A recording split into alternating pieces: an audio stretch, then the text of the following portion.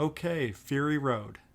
It's been 30 years since George Miller has blessed us with another Mad Max adventure, where Max has been left marinating in the post-apocalyptic wasteland, haunted by the ghosts of his past, constantly fighting to stay alive. He's almost entirely lost his mind. He's captured, taken to the warlord's citadel, Immortan Joe, a ruler that controls the population by withholding the water supply. He's a bad guy, who's actually played by Toe Cutter from the original Mad Max.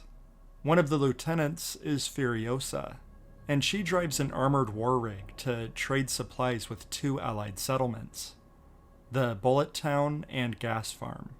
But Furiosa betrays the warlord, rescuing his 5 wives from captivity to smuggle them to the green place from her past. So now Max is strapped to a sick war boy's car as his blood bag as they race to war against Furiosa on a massive stretch of road.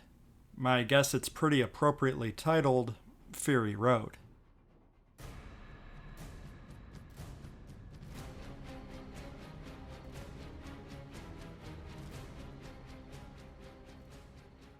This one is a doozy.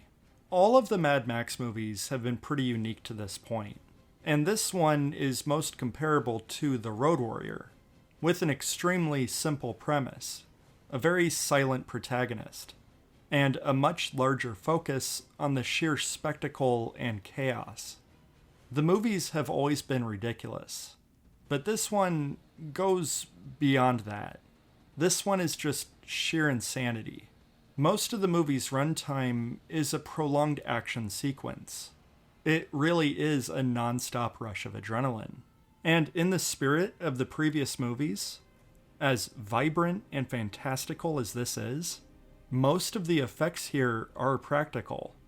Just about every frame of this movie has digital fingerprints on it, and a lot of explosions and effects are obviously CGI.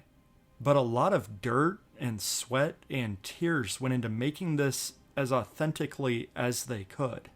Of course, with a gorgeous coat of CGI. This movie is so ambitious, it's just unbelievable. It's actually kinda exhausting. It's just a very overwhelming and overstimulating production. One of the things that can actually make this a bit nauseating is the reduced frame rate. Over half the movie is running at more or less than 24 frames a second, giving it an extremely choppy and jittery look. And even though there's a ton of breathtaking, unbroken shots, most of the movie is filled with super fast cuts, which can get jarring and a bit taxing. So much of the charm here is that they've essentially cut the brakes, and this whole adventure is mostly one giant non-stop conflict.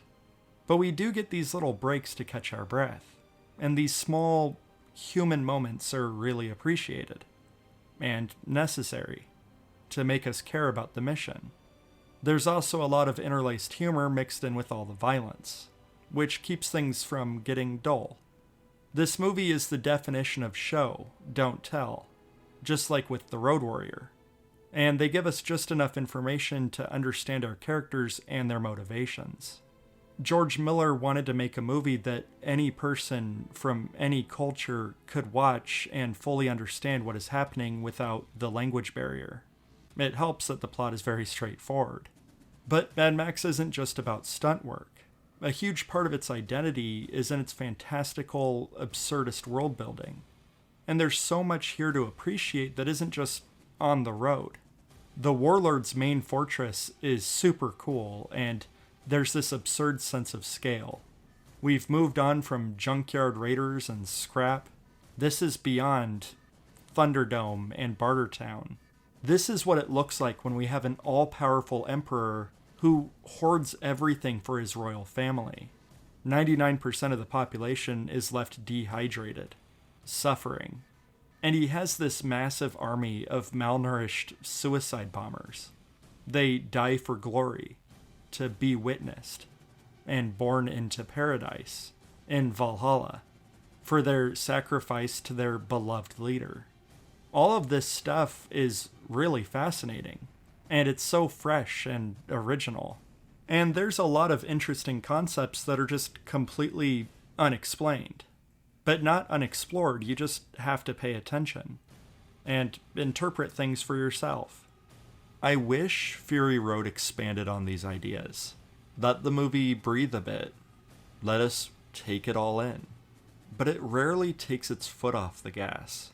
Here's a little sneak peek to my thoughts on Furiosa, the prequel. It delivered everything I ever wanted more of in Fury Road, and it offered so much more. I honestly recommend watching Furiosa and just soaking in this world, and then jumping into Fury Road for a 2-hour climax. Fury Road is a brilliant action movie that has heavy themes about fertility, planting seeds for humanity's future. It's about hope and anguish and standing up to oppression. That being said, its biggest focus is on blowing shit up. Fury Road is just an insane road trip, and that's the beauty of it. No nonsense. Or all nonsense. However you want to view it. There's nothing quite like it. For many people, this is hands down the best movie. It's the most epic, the most violent, the most insane. Personally, it's not quite my favorite. I like it when they ease on the brakes a bit, and I find the pacing and energy of The Road Warrior and Furiosa to be a bit more appealing. I'd rank them 5, 2, 4, 3, 1. And please bear in mind, I like all of them. Fury Road is an extremely memorable experience.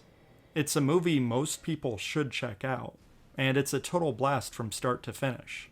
Even if it churns your stomach a bit with its radical and bold filmmaking, it's impossible not to be impressed, and left practically speechless after witnessing Fury Road.